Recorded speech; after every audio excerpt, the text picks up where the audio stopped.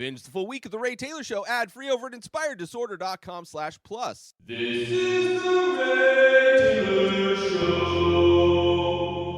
Welcome to The Ray Taylor Show, where I bring you the reviews of the latest movies and TV shows, as well as classic and foreign films. I'm your host, Ray Taylor, and on this podcast, I'll be talking about all things film and television. Whether you're looking for a new show to binge or want to know if that blockbuster is worth the trip to the theater, or just want to hear my thoughts on a classic film or foreign film, I got you covered. So join me every Monday, Wednesday, and Friday for new episodes, and let's dive into the world of film together.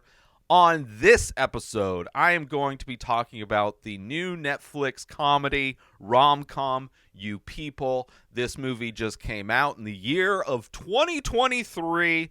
This is a movie written and directed by, at least co-written, I should say, and directed by Kenya Barris, as well as co-written by Jonah Hill. This movie is also starring Jonah Hill, Lauren London, Eddie Murphy, Julia Louis-Dreyfus, and a stacked cast, a fun rom-com. This is definitely a rom-com where the comedy is a little bit on the heavier side, leans a little bit more towards the comedy. As far as rom-coms go, right? Rom-coms, very sweet genre, very just almost like a feel-good type of a genre of comedies. But a lot of the times not necessarily as laugh out loud, and I feel like probably the addition of Jonah Hill. I'm not very familiar with Kenya Barris's work. Despite his oeuvre, his universe of ish properties, whether it's blackish or like youngish or grownish or mixish, he's got a lot of ish related properties that he's working on, a lot of TV shows. So I'm not familiar with his movies or his TV shows, but definitely familiar with Jonah Hill. This is a very similar vibe, I would say, to many Jonah Hill comedies. Very funny dialogue. And, definitely a movie that has plenty of uncomfortable and awkward moments, as most rom-coms do.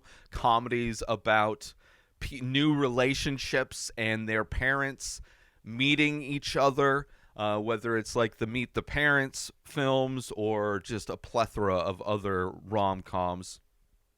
So I'd say if you like Jonah Hill comedies, if you're into rom-coms, this is definitely a fun watch. I really was surprised. I was more impressed with this movie after watching it than I was going into it, right? Even seeing that a lot of funny people, huge fan of Eddie Murphy, Jonah Hill, huge fan of his, Julia Louis-Dreyfus, amazing in everything she does, and, a premise that was interesting, a genre that I don't mind getting into. Is definitely a genre that I haven't done that many reviews of, as far as the rom-com genre specifically. So a lot of reasons for me to watch this, and was pleasantly surprised with a lot of the comedy. Some of the themes of this movie, because it does discuss, differences in race, differences in religion, which are a lot of common things that would separate two families, that would bring about a lot of friction between a newly engaged couple or dating couple. There is a plethora of love stories and rom-coms where one of the main sticking points, one of the main friction points of the movie is the differences in these two families. And this movie does a lot of that, does a lot of common things that you would see in movies discussing race. So many stand-up specials from black comedians are jokes anyway from a lot of black comedians, especially in like the 90s. The differences between white people and black people, and a lot of those things kind of come to the surface in this movie.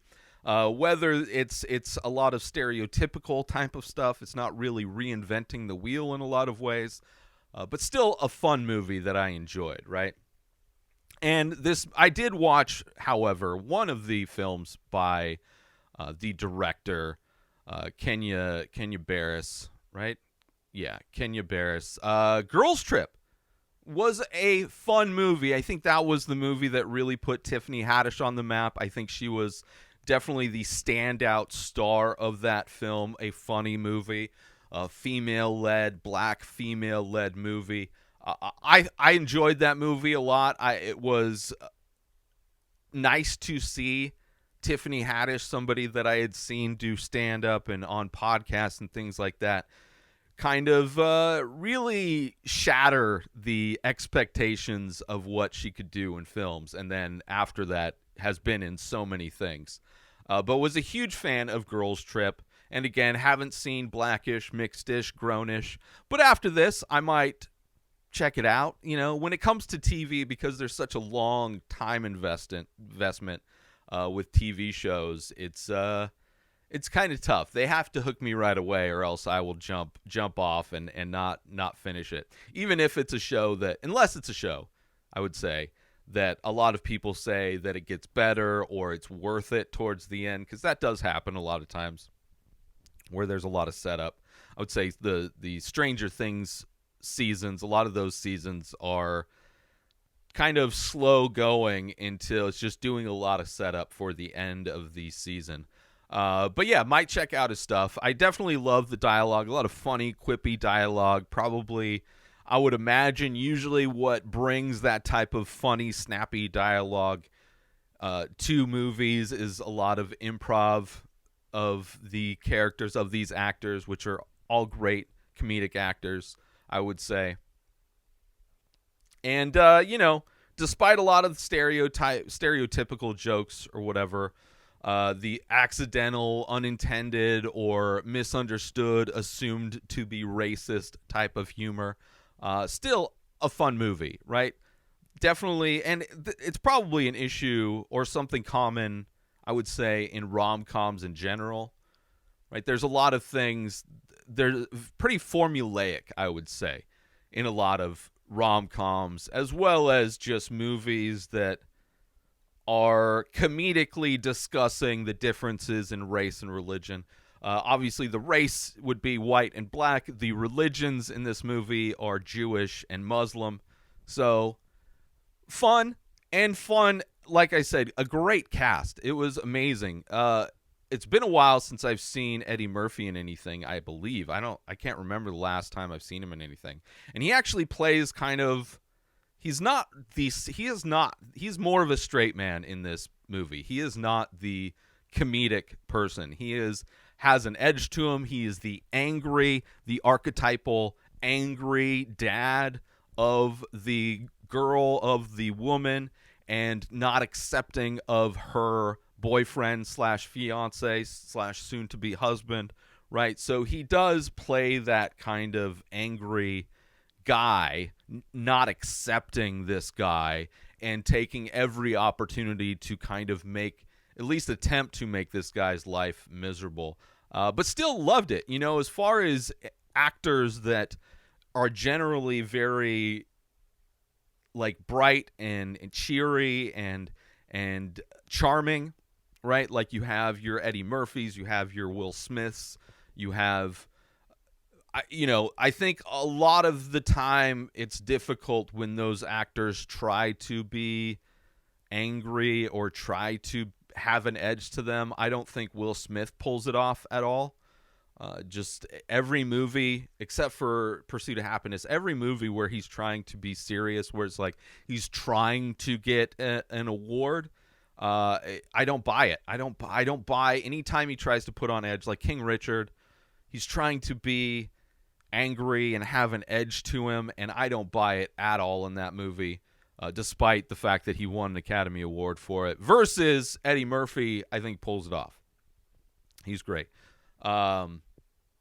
So yeah, it's the themes of this movie interesting, although not reinventing the wheel, but to see the chemistry between all of these actors, just to see all of these actors in scenes together, I loved it, right?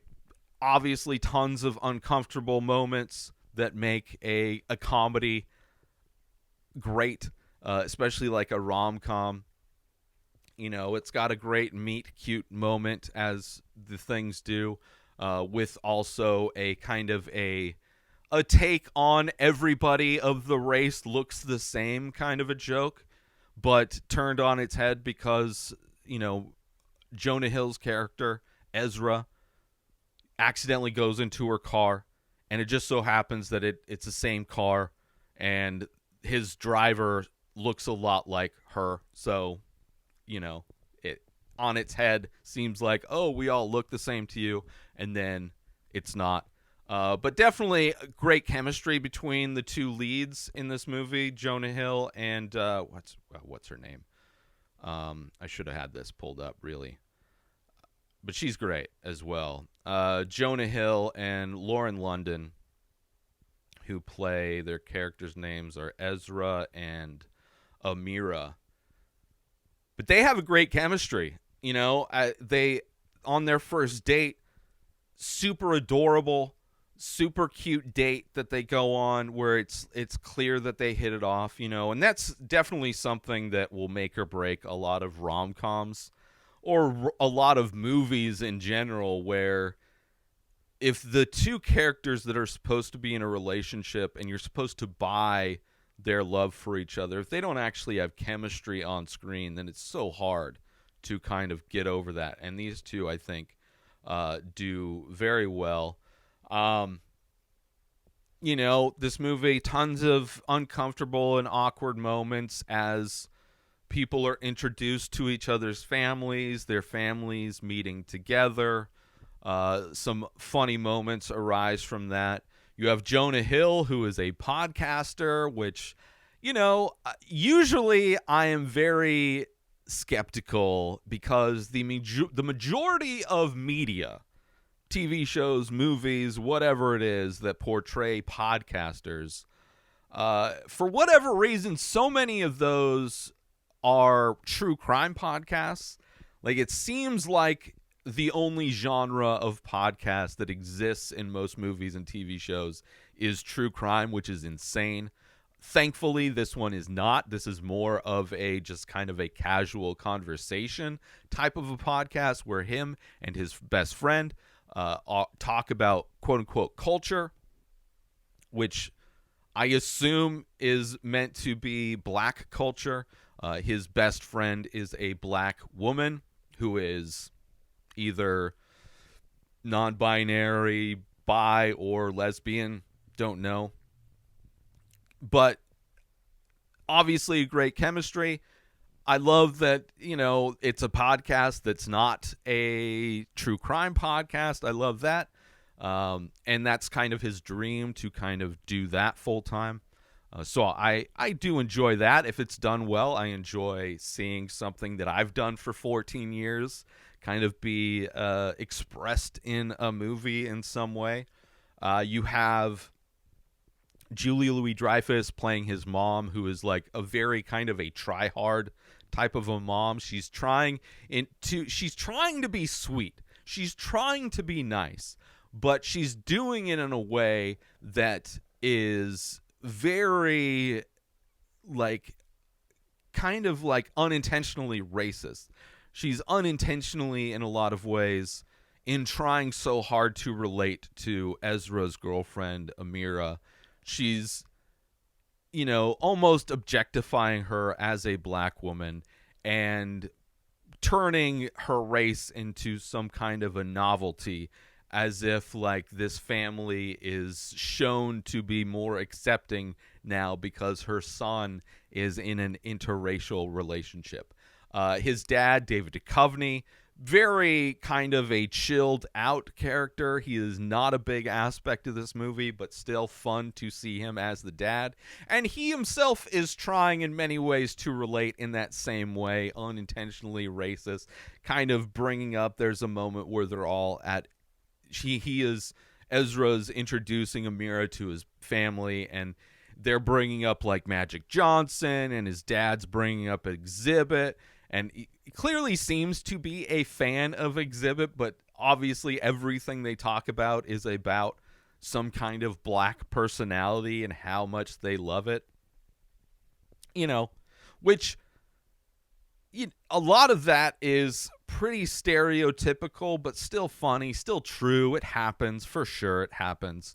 And you can tell, like, the way it's handled in this is that their intentions are good, but obviously the execution is way off the mark. Then you have Eddie Murphy being that angry dad who is not accepting of this white kid that talks about black culture, is kind of in many ways, doing that thing where he doesn't really know, he's never really experienced it, but loves black culture. I mean, it's like tons of examples of that.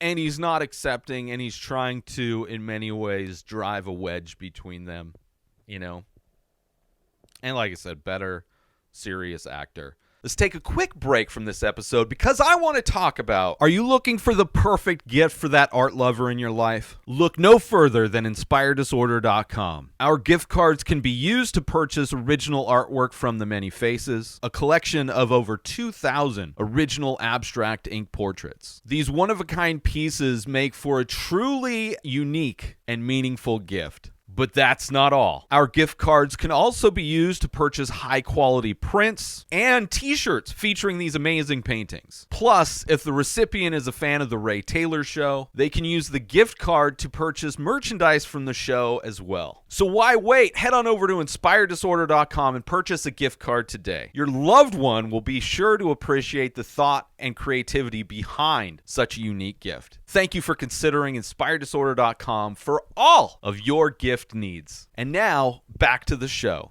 And also, he's Muslim, and the divisions, which I am completely ignorant to the religious differences between Muslim and Jewish, but culturally in 2023, it is kind of amazing how many black celebrities are anti-Semitic.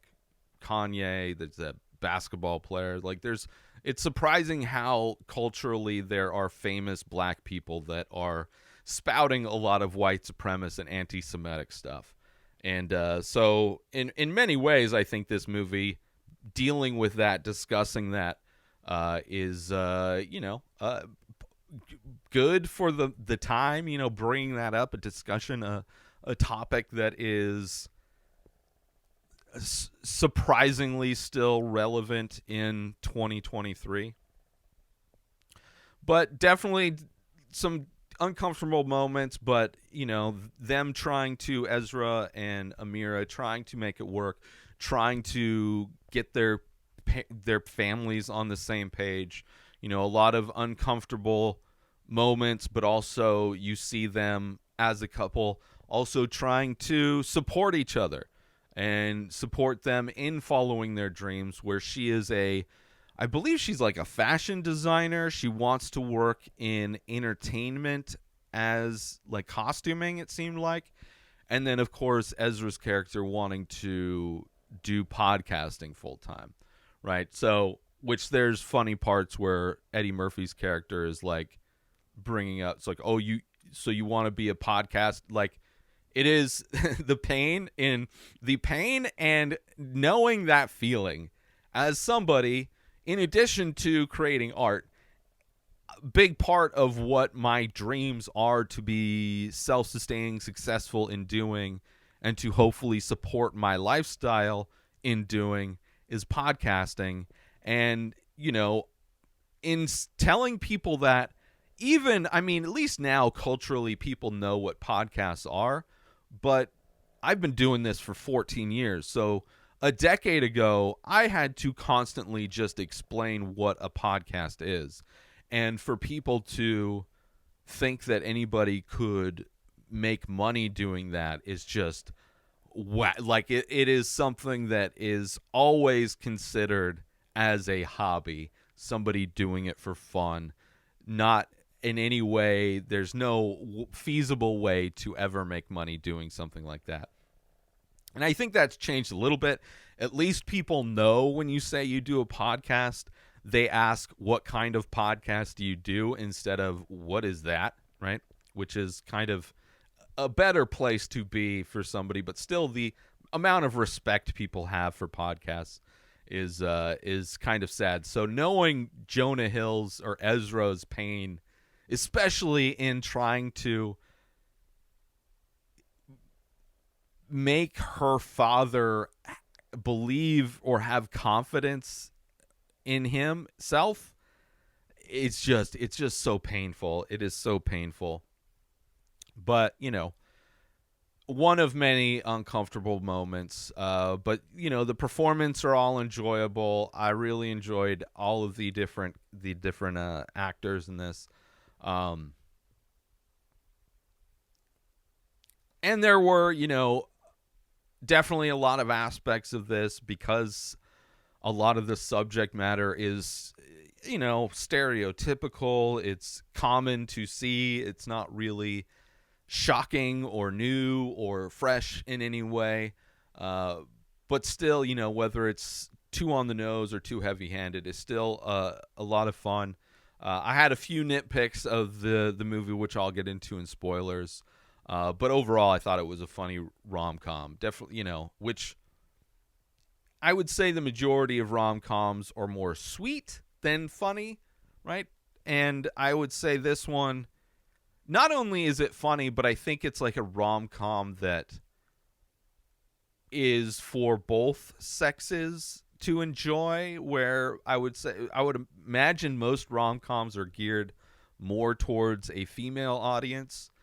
And this movie, I think, maybe because Jonah Hill is, I don't know if he's more of a focus, but because it does seem like they kind of share, but I would say he's probably a little bit more of a focus. So it's definitely a rom-com that's geared a little bit more for a male audience.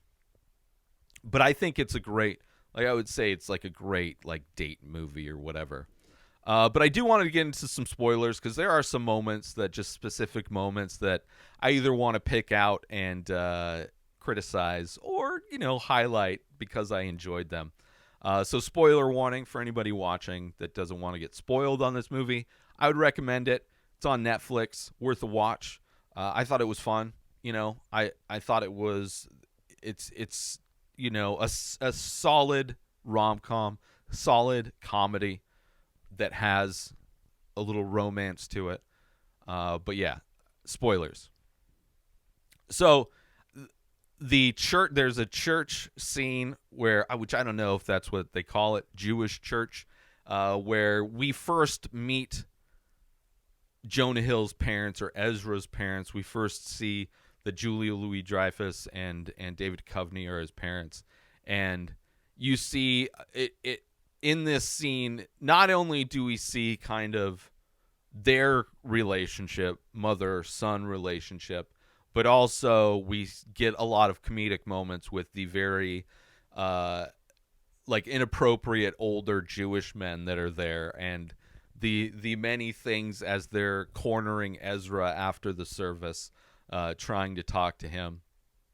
Like I said, this movie has a funny meet cute where he mistakes her car for his Uber, and just so happens that she drives the same car and looks very similar to the driver he's supposed to have, but ends up being an adorable date, which shows the type of chemistry they have, which I think is probably the most important aspect to make a romantic comedy work, is to believe the romantic aspect of it.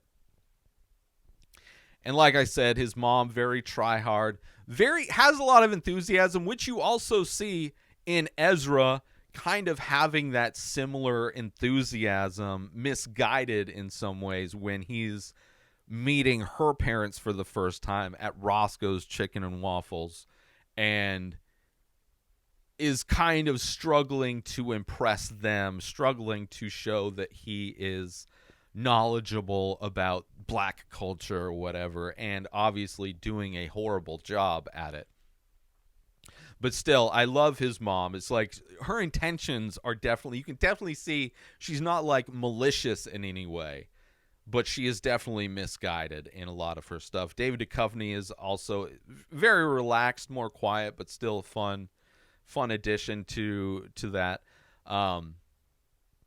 And every time the parents are involved, it's definitely uncomfortable. It nails all of that stuff. And when she goes to meet his parents for the first time, like, one of the examples of their misguided stuff is bringing up Magic Johnson and, like, how he's done a bunch of things in LA, bringing up the police and how they're always, killing black people, which is very true. But, like, they're clearly just bringing up anything that is related to black people and how they agree with the struggle of the black people in a lot of ways. Colin Kaepernick, of course, gets brought up. And then you have the scene where he's meeting her parents, again, at Roscoe's Chicken and Waffles, having the same energy as his mom, and somehow, like, diverting in his kind of rambling to try and relate to or bond with them, ends up getting into talking about sex, and then somehow relating and using Forrest Gump as a metaphor, which is just funny how he keeps digging himself into a hole, and the direction that ends up going to where he's trying to use Forrest Gump as a metaphor. Thought was really funny. There's a scene where he quits his job, right? You got the juice, and she's very supportive of him quitting. She's motivating, helping him rehearse what he's going to say, which when he actually goes to quit, all get thrown out the window. And it is by far the most awkward, but also funniest scene of somebody quitting, where he's just like, I'm just like not gonna work at this address anymore. Like, I'm gonna be working, but not like for this company, just not at this address. It's just like the kind of the saddest way to quit, but also hilarious, right? Just this small scene, which doesn't really make sense that he would be that awkward necessarily. We don't really get to know what his relationship with his boss is or whatever, but still makes for a hilarious scene. And of course, they end up getting engaged, and the big question is, right, every aspect is like highlighting the differences and how both families, in some ways, are unwilling to compromise. And one of those ways is the differences in religion between Judaism and Muslim. So when they're trying to plan the wedding, they don't want a rabbi, and then they want their own kind of a dude. Forget what they're called. And her dad has a kufi, I think it's called, a crown that's from Farrakhan, and Jonah Hill, as he does with like any kind of black person of note, refers to them as the goat, and he's like, oh, he's a goat, he's one of the goats for sure. And him trying to explain why he is the goat, very painful, right? During the dinner, there's a discussion, or it comes up like, whose people have suffered more, where you have slavery versus the Holocaust. It's just all of the most painful, but things you would probably expect these two families to be butting heads with, on some ways. And you have kind of the differences intact, where Ezra's parents are trying to be polite, and like they mean well, but also trying to make their case. And then you have the stoic, confident Eddie Murphy, whose character is Akbar.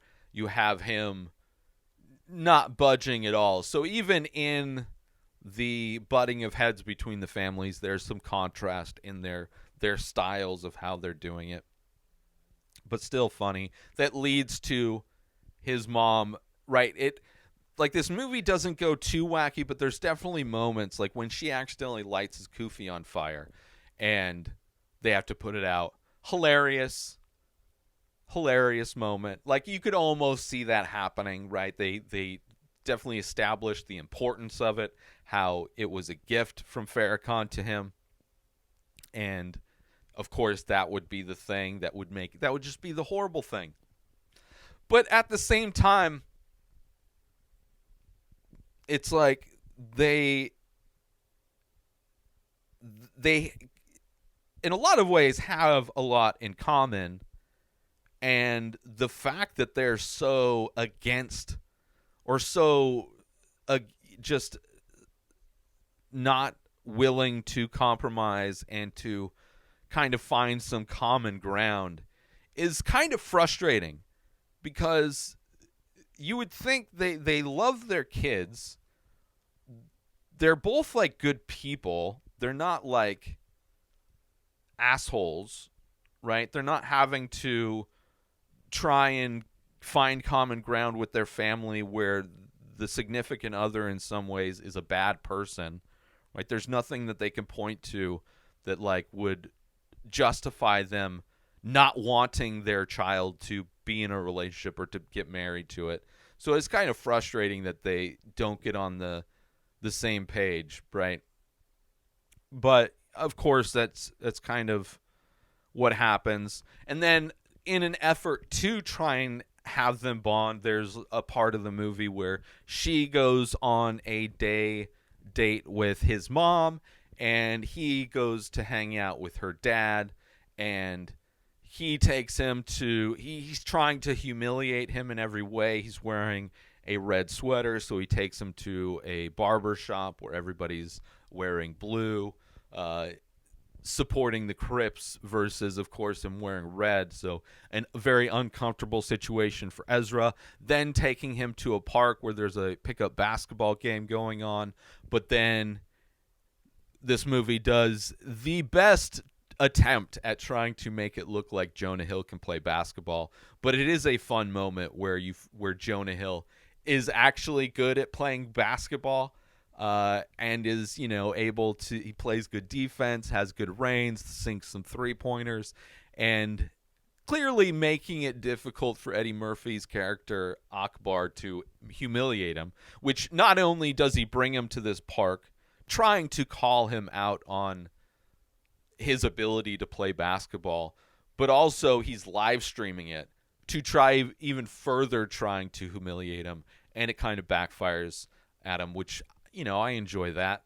Let's take a quick break from this episode to talk about, are you a fan of art, movies, and all things entertainment? Then you need to check out youtube.com/inspireddisorder. Our page is jam-packed with all kinds of great content, including making of videos of the many faces, an ongoing art series of abstract ink paintings. But that's not all. We also feature daily episodes from The Ray Taylor Show, a podcast that brings you movie reviews, TV show reviews, episode recaps, opinions on news and entertainment, and much more. There's also a weekly diary and top 5 movie rankings of a variety of categories. And if that wasn't enough, we've also got how-to videos covering all kinds of topics. So why wait? Head on over to youtube.com/inspireddisorder and start exploring the amazing content we have to offer. And now back to the show. Versus Julia Louis-Dreyfus's character Shelley taking Amira to go to like a spa day or whatever, and while they're waiting to get checked in or whatever, she thinks that they're being discriminated against because Amira's black, and she almost does a Karen thing in some ways where she's like putting this host that's on the phone or whatever, not checking them in right away,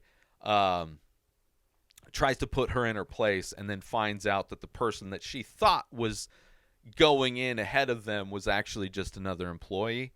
But just going to that place where she assumes immediately that, she's hanging out with the black woman, so now, of course, this is what they're experiencing. This is the discrimination that they're experiencing. But, of course, she was wrong about it.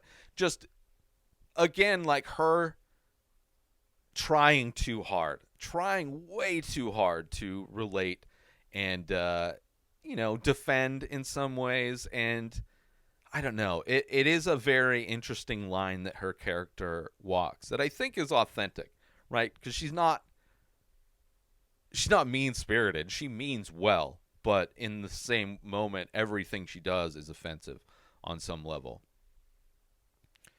And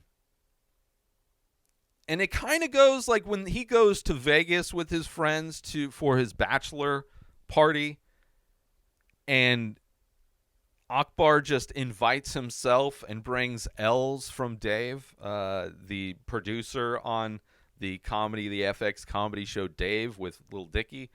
L's is his character's name in this movie. I don't know. Travis Bennett plays Omar. Not a big character, but for whatever reason, he brings him as well. Just to ruin his bachelor party. Like, Eddie Murphy's character is a dick, right? Is actively a dick. Nobody else in this situation, out of the parents and the people, is actively being a dick. Like, despite his mom being off the mark in every way, she's not actively trying to be a dick, versus he is actively trying to be a dick and ruin his bachelor party. And then you see, in that way, his mom join the ladies for a trip to Palm Springs, which is interesting to see Palm Springs actually featured in a movie, unlike the movie Palm Springs, which has 0 shots of actual Palm Springs. But the hotel they stay at, the Parker, when I used to drive Uber and Lyft, picked up many of people at the Parker. Very interesting hotel, kind of hidden behind a bunch of shrubs, but that has that kind of that designed brick wall that's in the front. And you go into the lobby, and it's got those lit up drugs sign, but they end up playing like Hangman, which doesn't, like, I don't see any adults enjoying playing Hangman while hanging out around the fire. Like, out of the games you're gonna play, I don't know, but of course that is done in order for Shelley to accidentally say N-word. She doesn't say the word, but they're playing, like, the description is a person that moves around and is very flowy with their body, and the last letter is S, and Shelley's like, instead of saying, does it start with N, she says, is it an N-word? Which, of course, in every instance, accidentally being racist, and then accidentally, in like flailing her arms, her ring snags on one of the woman's wigs, and it's like painful. Like, her character is almost like Ben Stiller's character in Meet the Fockers, where he is like accidentally meaning well in every situation, but just constantly digging himself in a hole, which is interesting that character is Shelley's. It's the mom. And then they have their rehearsal wedding, and it's like, this I don't understand, right? Because even at the rehearsal, her dad, Akbar, is trying to split them up.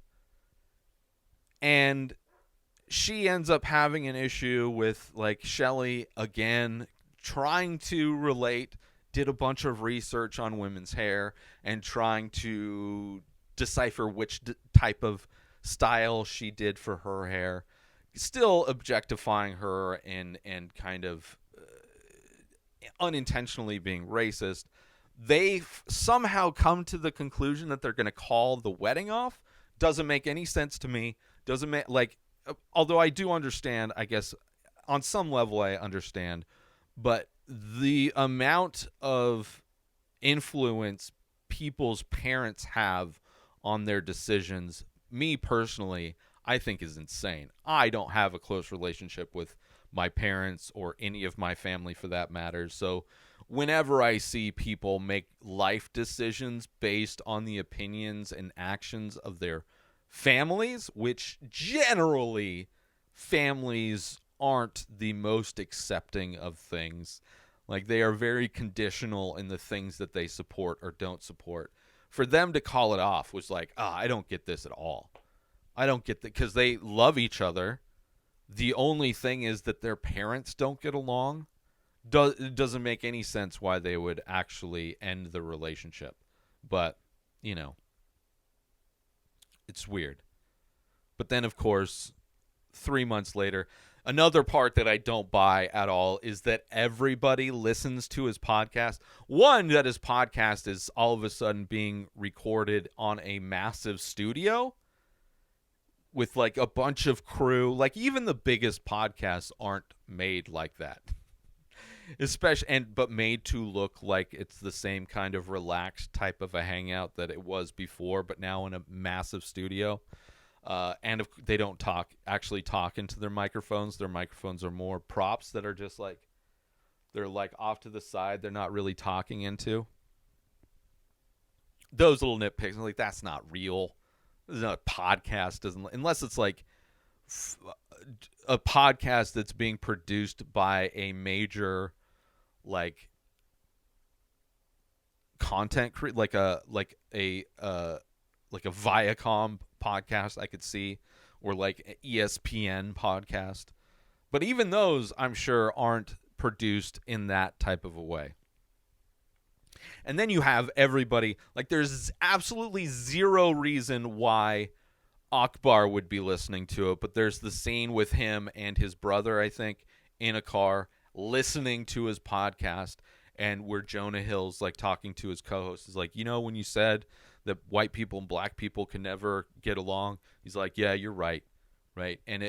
And hearing that his mom is watching the podcast while she's doing stuff, it's like, none of that stuff is real. Nobody's listening to it, especially him. There's no way he has been an asshole to Ezra the entire movie.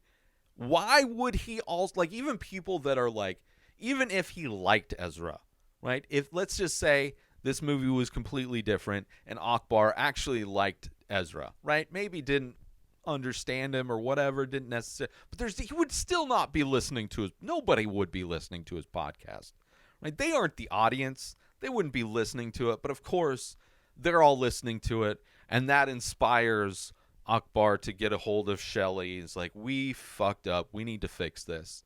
And, they get their wedding or whatever, right? They get a surprise wedding. So it's a nice ending. But out of the movie, I don't buy that they would break up. I don't buy that they would end their marriage because of their parents not getting along. It's not like they hated each other. They were just like, they weren't going to be hanging out. They weren't best friends. Okay. They have differences. Okay. But they're not like, these people are horrible. I never want them in here again. It's just ridiculous. But, what are you going to do? It's a comedy. It's a rom-com.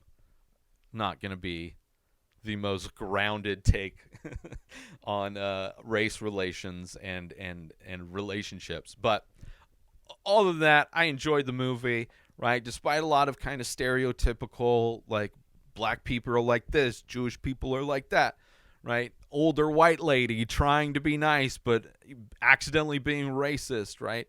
The dad not liking the partner's dude, right? And trying to end like, all those things are very stereotypical type of things that you would see in a comedy about these topics, where they never really bond. The relationship, like I said, ended a bit easy. It never seemed that horrible. But I love the performances, love the cast, love the chemistry between, I think, I bought all of that stuff. I still enjoyed the movie. And I would actually love to see Eddie Murphy and Julia Louis-Dreyfus as a couple in a movie, right? I would have loved to see them more. They were definitely the two main of the fam. They were the ones that came together to plan the surprise wedding. But I would love to see them in a romantic comedy, or as a married couple, just in something together. I would love that. I really would. But but a fun movie. And I want to thank you all for watching this episode of The Ray Taylor Show. I hope you enjoyed my thoughts on you people. Don't forget to tune in every Monday, Wednesday, and Friday for more movie and TV show reviews, and join the conversation by leaving a comment or rating on your favorite podcast platform or on YouTube if you're watching this. Until next time, enjoy the show. New episodes of The Ray Taylor Show come out every single day. Subscribe on YouTube and everywhere our podcasts are found. Binge the full week over at inspireddisorder.com/plus. Buy Ray Taylor Show merch over at inspireddisorder.com. Have a wonderful day, everybody. Peace out! Today is the day where you wake up and you realize that everything that you've been dreaming about, everything that you've been wanting, every goal and wish and hope that you've ever had can become real. Dreams can come true. What you manifest in your mind, you can bring to reality.